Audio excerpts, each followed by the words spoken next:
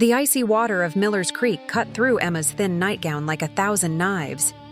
Her stepmother Victoria's laughter echoed off the trees as Emma struggled to keep her head above the rushing current, her 19-year-old body already numb from the October cold. "Maybe now you'll think twice before talking back to me," Victoria spat from the creek bank, her perfectly manicured nails glinting in the moonlight. "Your father isn't here to protect you anymore." Emma's lungs burned as she fought against the current. 6 months ago, she'd been a college freshman with dreams of becoming a teacher. Then her father died suddenly, leaving her at the mercy of a woman who'd never wanted a stepdaughter. Victoria had wasted no time showing her true colors once the funeral flowers wilted. The water pulled Emma downstream, branches scraping against her skin. She tried to grab onto a fallen log, but her fingers were too frozen to grip properly. The last thing she remembered was the taste of muddy water filling her mouth and the distant sound of Victoria's car driving away. Marcus Sullivan was checking his fence line when he heard the splash. At 34, the former Marine had learned to trust his instincts, and something about the sound made him grab his flashlight and head toward the creek that bordered his property. What he found made his blood run cold. A young woman lay unconscious on the muddy bank, her lips blue and her breathing shallow. Marcus didn't hesitate. He scooped her up in his arms, feeling how light she was, how fragile. Her dark hair was tangled with creek weeds, and angry bruises marked her arms. "Come on, stay with me," he whispered, carrying her toward his farmhouse. The porch light cast long shadows across the yard as he kicked open the front door. Marcus had lived alone for 3 years, ever since he'd returned from overseas with scars both visible and hidden. He'd chosen this isolated ranch specifically to avoid complications, to avoid people asking questions about the nightmares that still woke him some nights. But as he laid the unconscious girl on his couch and wrapped her in blankets, he knew his solitary life was about to change. Her eyes fluttered open an hour later, confusion and terror warring in their green depths. Where am I?" Emma's voice was barely a whisper, raw from the creek water. "You're safe," Marcus said simply, keeping his distance so he wouldn't frighten her. "I'm Marcus. I found you by the creek. You were unconscious." Emma tried to sit up, wincing at the pain in her ribs. The events of the night came flooding back. Victoria's rage over the burned dinner, the accusations, the violent shove into the water. "I need to go," Emma said, panic rising in her chest. "She'll be looking for me." "Who will?" Marcus asked gently. Emma's eyes darted toward the window, as if expecting to see Victoria's face pressed against the glass. "My stepmother. If she finds me here..." "Nobody's going to hurt you," Marcus said with quiet conviction. "Not while you're on my property." There was something in his voice, a steel underneath the gentleness, that made Emma believe him. She studied his face in the lamplight. He was tall and broad-shouldered, with sandy brown hair and kind eyes that seemed to have seen too much. A scar ran along his left jawline, but it didn't make him look frightening. If anything, it made him look like someone who understood pain. "What's your name?" Marcus asked. "Emma," she whispered. "Emma Chen." "Well, Emma, you've got hypothermia and some nasty bruises. I called Doc Peterson. He's on his way over." "No." Emma struggled to stand. "No doctors. They'll ask questions, and she'll find out where I am." Marcus held up his hands in a calming gesture. "Pete's not like that. He's been patching up folks in this county for 40 years, and he knows when to keep his mouth shut." "But you need medical attention," Emma wanted to argue, but her body betrayed her. She collapsed back onto the couch, shivering despite the blankets. Marcus disappeared into the kitchen and returned with a steaming mug. "Hot chocolate," he said. "My grandmother's recipe. She always said it could cure anything." The sweetness coated Emma's throat, chasing away some of the creek's bitter taste. "Why are you helping me?" Marcus was quiet for a long moment. "Because somebody should have helped me once, and they didn't." Dr. Peterson arrived 20 minutes later, a gray-haired man with gentle hands and no questions. He confirmed Marcus's diagnosis and left antibiotics and pain medication. "She'll need rest," the doctor said quietly to Marcus in the hallway, "and someone to watch over her for the next few days. The hypothermia was severe." I'll take care of her, Marcus promised. Dr. Peterson studied him with knowing eyes. I figured you would. Just remember, son, healing takes time, for both physical wounds and the other kind. After the doctor left, Marcus returned to find Emma struggling to stay awake, fighting against the exhaustion that pulled at her like a tide. You should sleep, he said gently. I'll be right here if you need anything. What if she comes back? Emma's voice was small, childlike in its fear. Then she'll have to go through me first. Emma's eyes drifted closed, but her hand reached out, grasping at air until Marcus understood. He moved closer and let her fingers curl around his, anchoring her to safety as she finally surrendered to sleep. The first few days passed in a haze of fever and medication. Emma would wake disoriented, sometimes forgetting where she was, and Marcus would be there with water or soup, or simply his steady presence. He'd set up a makeshift bed in the armchair beside the couch, refusing to leave her alone even when she insisted she'd be fine. I survived 3 tours in Afghanistan, he told her when she protested. I can handle sleeping in a chair. But Emma saw the way he moved when he thought she wasn't looking. The stiffness in his back from the uncomfortable position, the dark circles under his eyes growing deeper each day. Marcus, she said on the 4th morning, her voice stronger now. You need to rest properly. I'm okay now. You're better, he corrected. Not the same as okay. Then let's compromise. You take your own bed tonight, and I promise to call if I need anything.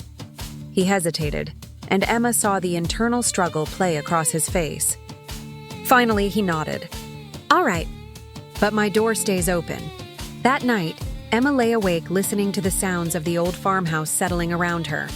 She heard Marcus moving around upstairs, the creak of floorboards, the running of water. Then silence fell, and she thought he'd finally gone to sleep. But an hour later, she heard a sound that made her heart clench. A cry, muffled but unmistakable, followed by harsh breathing. She got up carefully, her legs still shaky, and climbed the stairs. Marcus's bedroom door was open as promised.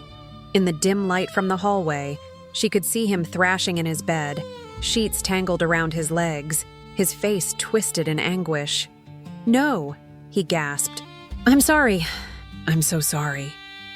Emma approached slowly, unsure if she should wake him. Her mother had warned her once about waking people from nightmares too abruptly. Marcus, she said softly. Marcus, you're dreaming. You're home. You're safe. He jerked awake with a gasp, his eyes wild and unfocused. For a moment, he didn't seem to recognize her, and Emma saw his hand move instinctively toward the nightstand where she'd glimpsed a pistol earlier. It's me, she said quickly. It's Emma, you're in your house. You're home. Recognition flooded his features, followed immediately by shame. I'm sorry. I didn't mean to wake you. You didn't. I couldn't sleep either. Emma sat carefully on the edge of his bed. Do you want to talk about it? Marcus ran his hands over his face, still breathing hard. Same dream I always have. The village, the girl. Except in the dream, I can't stop myself. I keep pulling the trigger over and over, and she keeps looking at me with those eyes. What if you tried remembering something different? Emma suggested. Something good that happened over there? Marcus looked at her in surprise. Good things didn't happen in Afghanistan. That can't be true. 3 tours is a long time. There must have been something good. He was quiet for so long, Emma thought he wouldn't answer. Then slowly, a memory seemed to surface. There was a kid, he said finally. Mohammed. He was maybe 8 or 9, always hanging around the base trying to sell us oranges his family grew. He had this gap-toothed smile that could light up your whole day. What happened to him? I don't know. We moved out of that area before I could say goodbye. Marcus's voice softened. But I think about him sometimes. Hope he's okay. Hope he got to grow up and have a normal life. So think about him, Emma said. When the nightmares come, think about Mohammed and his oranges and that smile. Think about the good you might have done without even knowing it. Marcus looked at her with something like wonder. How do you do that? Do what? Make things seem less dark? Emma smiled sadly. Because I've been in the dark too. And I know that sometimes the only way out is to find even the tiniest bit of light and hold on to it. They sat together in the quiet darkness, two wounded souls finding unexpected comfort in each other's presence. Eventually, Emma stood to leave. "Stay," Marcus said suddenly. "If you want, it helps. Having someone else here." Emma understood what that admission cost him. She nodded and settled into the armchair in the corner of his room, pulling a blanket over herself. Within minutes, she heard his breathing even out as he fell back asleep. The next morning, Emma woke to the smell of bacon and coffee. She found Marcus in the kitchen, looking more rested than she'd seen him in days. "Morning," he said, glancing up from the stove. "How do you like your eggs?" "However they come," Emma said, sliding into a chair at the worn wooden table. "Marcus, about last night." "Thank you," he interrupted, "for helping me through that. You don't have to thank me. You saved my life. This is the least I can do." "It's not about keeping score," Marcus said, echoing her earlier words back to her. "It's about showing up for each other." Over breakfast, they began to talk more freely, sharing pieces of their pasts like cards laid carefully on a table. "My father was a good man," Emma said, stirring her coffee, "but he was lonely after my mom died. Victoria swept in like this beautiful, sophisticated woman who made him feel young again. I tried to warn him, but he was so happy. I couldn't bear to ruin that for him." "You think she married him for his money?" "I know she did. She practically admitted it once after he died. Said she'd earned every penny by putting up with his boring life and bratty daughter." Emma's voice hardened. She was furious when she found out he'd left everything to me. "Started making my life hell almost immediately? Why didn't you go to the police? With what proof?" She was careful. "The bruises were always where clothes would cover them. The accidents always had plausible explanations. And she was so charming to everyone else. Who would believe me?" Marcus reached across the table and covered her hand with his. "I believe you." Those three simple words broke something open in Emma's chest. She realized with a start that she couldn't remember the last time someone had simply believed her without question, without asking for evidence or explanations. As the days turned into weeks, Emma grew stronger. Marcus showed her around the ranch, introducing her to the daily rhythms of farm life. She discovered she loved the physicality of the work, the way it required her full attention and left no room for dwelling on the past. "Where'd you learn to do that?" Marcus asked one afternoon, watching her expertly prune the tomato plants in the small garden behind the house. "My mom," Emma said. "Before she got sick, we had a little garden behind our apartment. She said plants could sense when you cared about them." Smart woman. She was. Emma wiped dirt from her hands. "She would have liked you." The words hung in the air between them. Loaded with meaning neither was ready to examine. Marcus began teaching Emma practical skills. How to repair fence posts. How to read weather patterns. How to handle the more gentle cattle. She was a quick learner, eager to be useful. One morning, Marcus found her in the barn at dawn, mucking out stalls. "You don't have to earn your keep," he told her, leaning against the doorframe. "I want to," Emma said, not pausing in her work. "I need to feel like I'm contributing something." Marcus understood that need. After he'd returned from Afghanistan, feeling broken and useless, physical work had been his salvation. It was easier to exhaust your body than to quiet your mind. He grabbed a pitchfork and joined her, and they worked in companionable silence as the sun rose higher. When they finished, Emma wiped sweat from her forehead and grinned at him. "Race you to the shower? You're on." They ran toward the house like children, Emma's laughter floating on the morning air. It was a sound Marcus realized he'd been missing without knowing it, the sound of joy, uncomplicated and free. But their peaceful routine was shattered on a Tuesday morning in early November. Emma was hanging laundry on the line when she heard the car engine. Her blood turned to ice as she recognized the sound of Victoria's BMW. She dropped the wet sheets and ran toward the house, but it was too late. Victoria stepped out of the car, like a queen surveying her domain, her blonde hair perfectly styled despite the rural setting. Behind her emerged her brother Dale, a man with mean eyes and hands that Emma remembered too well. "There you are, you ungrateful little bitch," Victoria said, her voice dripping false sweetness. "Do you have any idea how worried I've been?" Marcus, appeared on the porch, and Emma saw something change in his posture. He moved with the fluid grace of someone trained for combat, his eyes assessing threats and escape routes. "Ma'am," he said politely. "Can I help you?" Victoria's gaze raked over him dismissively. "I'm here for my stepdaughter. Emma, get in the car." "Now!"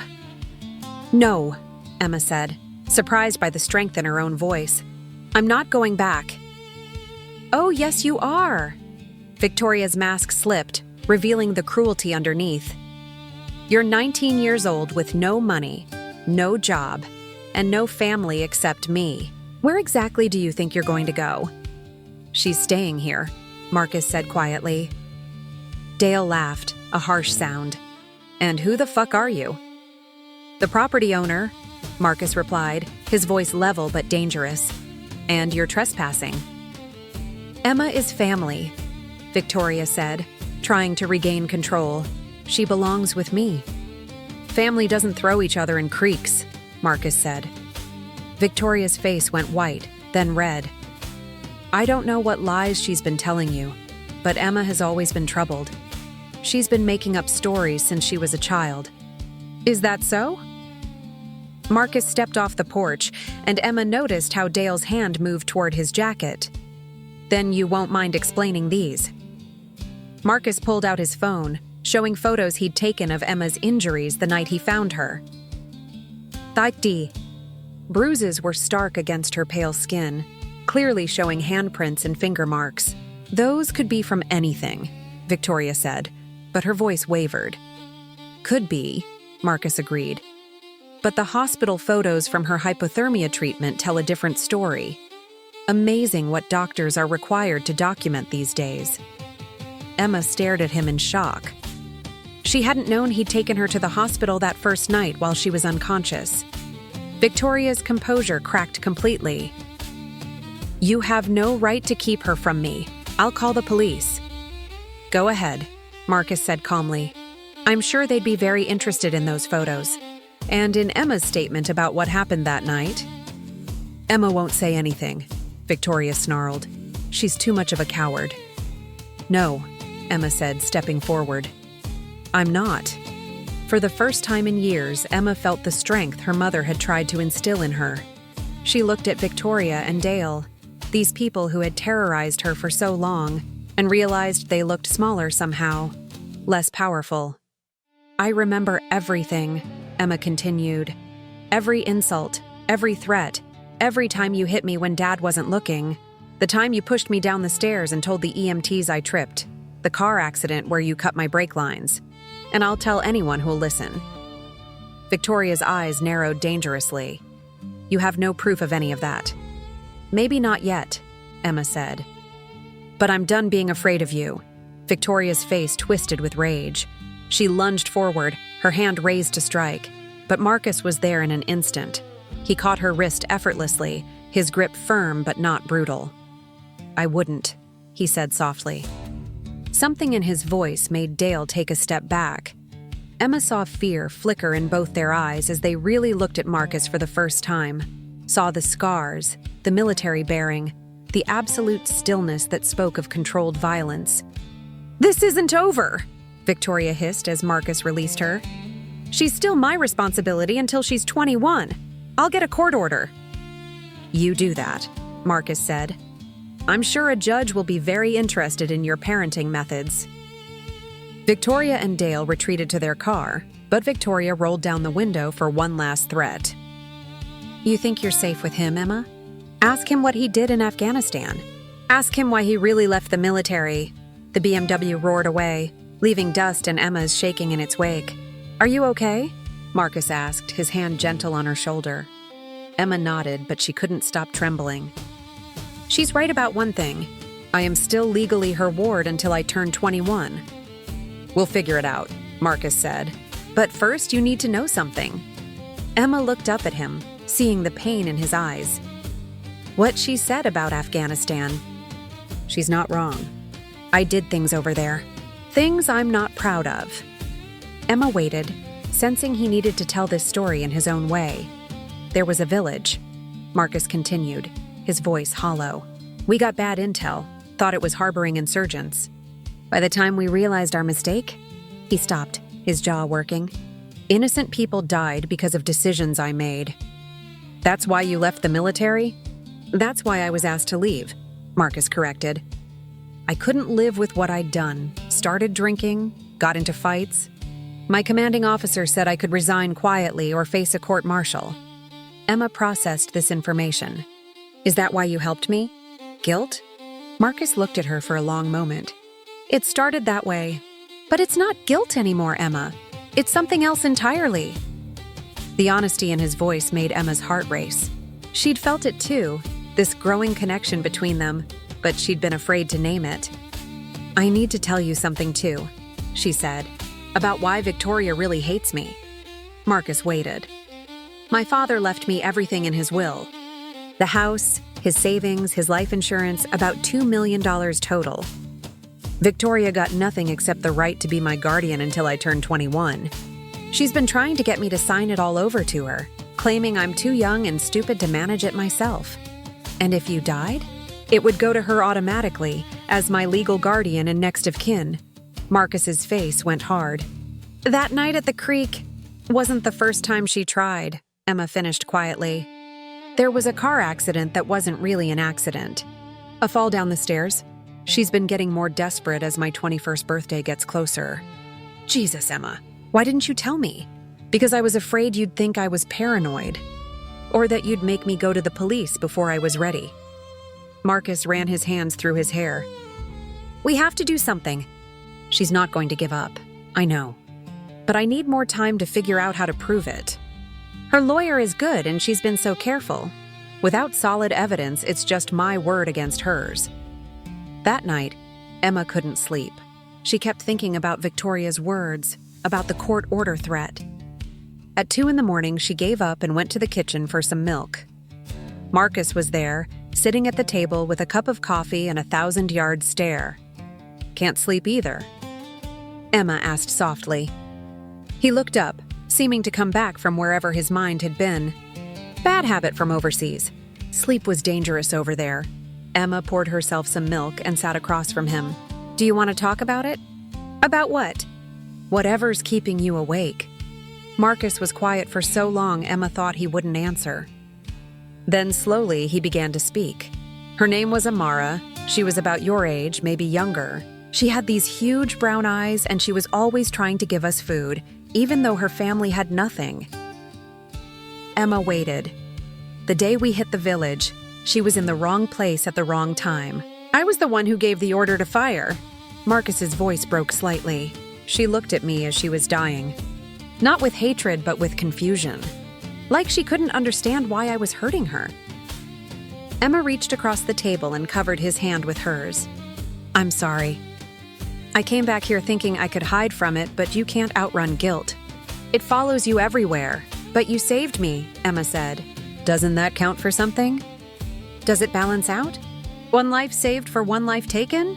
I don't think it works that way, Emma said carefully. I think maybe we're not supposed to keep score. Maybe we're just supposed to do better when we get the chance. Marcus looked at their joined hands. How did you get so wise? Pain teaches you things, Emma said simply. My mom used to say that suffering could make you bitter, or it could make you compassionate. The choice was yours. Smart woman, Marcus said again. She was. I think she'd tell you that what happened in Afghanistan doesn't define who you are now. What you choose to do next does. They sat in comfortable silence, hands still linked across the table. Emma felt something shift between them, a deepening of trust and understanding. Emma, Marcus said quietly, what Victoria said today about me asking you to stay. She wasn't wrong. Emma's heart hammered against her ribs. What are you saying? I'm saying that somewhere along the way, this stopped being about giving you a safe place to heal. Now I can't imagine this place without you in it. Emma searched his face, seeing vulnerability there that she knew cost him to show. I feel the same way. You're 19, Marcus said. I'm 34. People will talk. Let them talk, Emma said with surprising fierceness. I've spent my whole life worrying about what other people think. I'm tired of it. Marcus brought her hand to his lips, pressing a gentle kiss to her knuckles. "Are you sure?" "I've never been more sure of anything." But their moment was shattered by the sound of breaking glass. Marcus was on his feet instantly, pushing Emma behind him as footsteps thundered across the porch. Dale kicked in the front door, a baseball bat in his hands and rage in his eyes. "Where is she, you freak?" "Get behind the couch," Marcus told Emma urgently. "Call 911. But Emma's phone was in her bedroom and Dale was already swinging the bat. Marcus ducked, the wood whistling over his head, then tackled Dale around the waist. They crashed into the coffee table, wood splintering under their weight. Emma looked around desperately for something to help with. Marcus was trained, but Dale was bigger and had the weapon. She grabbed a heavy cast-iron skillet from the kitchen and crept back toward the living room. Dale had Marcus pinned, the bat across his throat, choking him. "Victoria wants to talk to you, bitch," he snarled at Emma. "And this time you're coming whether you like it or not." "Let him go," Emma said, raising the skillet. Dale laughed. "What are you going to do with that?" Emma's answer was to bring the skillet down on Dale's head with every ounce of strength she possessed. He crumpled instantly, unconscious before he hit the floor. Marcus gasped, rolling away and clutching his throat. "Nice shot," he wheezed. "Is he?" Emma stared at Dale's still form. Marcus checked his pulse. "Alive. Concussed, but alive." "We have to call the police now," Emma said. "Yeah, we do." The next few hours passed in a blur. Police, paramedics, statements given, and evidence collected. Dale was arrested and charged with breaking and entering, assault, and attempted kidnapping. A warrant was issued for Victoria's arrest, but Victoria had vanished. "She's probably halfway to Mexico by now," Sheriff Rodriguez told them. "Don't worry, we'll find her. People like that always make mistakes." After everyone left, Emma and Marcus surveyed the damage to the house. The front door hung crooked on its hinges. The coffee table was kindling, and there was blood on the hardwood floor. "I'm sorry," Emma said. "This is all my fault." "No," Marcus said firmly. "This is their fault. You didn't ask for any of this." They spent the rest of the night cleaning up and boarding up the broken door. As dawn broke over the ranch, they sat on the porch steps, exhausted but alive. "What happens now?" Emma asked. "Now we wait," Marcus said. "The district attorney thinks they have enough to put Dale away for a long time. And once they catch Victoria, no, I mean with us." "What happens with us?" Marcus was quiet for a moment. "What do you want to happen?" Emma looked out at the pastures, at the cattle beginning to stir in the morning light, at this place that had become home in ways she'd never expected. "I want to stay," she said.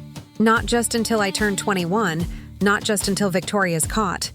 I want to build something here with you." "Even knowing what I've done? What I'm capable of?" Emma took his scarred hand in both of hers. "Especially knowing that. You could have let your guilt destroy you, but instead you chose to save someone. That tells me everything I need to know about who you really are." Marcus looked at her with wonder, as if she were something precious and unexpected. "I love you," he said simply. "I love you too." They were married 6 months later, in a simple ceremony in the pasture where Marcus had first taught Emma to mend fences. Dr. Peterson officiated, and half the county came to celebrate. Emma wore her mother's dress, altered to fit her fuller figure. Marcus's cooking had put healthy weight on her bones. Victoria was never found, though there were rumors she'd fled to South America. Dale was sentenced to 8 years in prison. On Emma's 21st birthday, she officially inherited her father's estate and immediately used part of it to expand the ranch. "Your father would be proud," Dr. Peterson told her at the birthday celebration. "I hope so," Emma said, watching Marcus teach some of the local kids how to ride. They'd started offering riding lessons to supplement the ranch income, and Emma had discovered she loved working with children. "He would be," the old doctor assured her. "You turned pain into purpose. Not everyone can do that." Emma thought about her mother's words, about choosing compassion over bitterness. She thought about Marcus, who'd carried guilt for so long until he found a way to transform it into protection and love. "We all have scars," she said. "The question is what we do with them." As the sun set over their land, truly their land now, Emma felt a peace she'd never known was possible. She'd been thrown away like trash, left to drown in a cold creek. But sometimes the worst thing that happens to you leads to the best thing. Marcus appeared beside her, slipping his arm around her waist. "Penny, for your thoughts." "Just thinking about second chances," Emma said. "What about them?" Emma smiled, leaning into his warmth. "Sometimes they come when you least expect them. And sometimes they save more than just one life." Marcus kissed the top of her head, breathing in the scent of her hair. "Sometimes they save two." In the distance, the cattle lowed softly in the evening air, and the creek that had once nearly claimed Emma's life babbled peacefully through the pasture, its waters clear and bright in the fading light. They'd both been broken when they found each other. Now they were whole,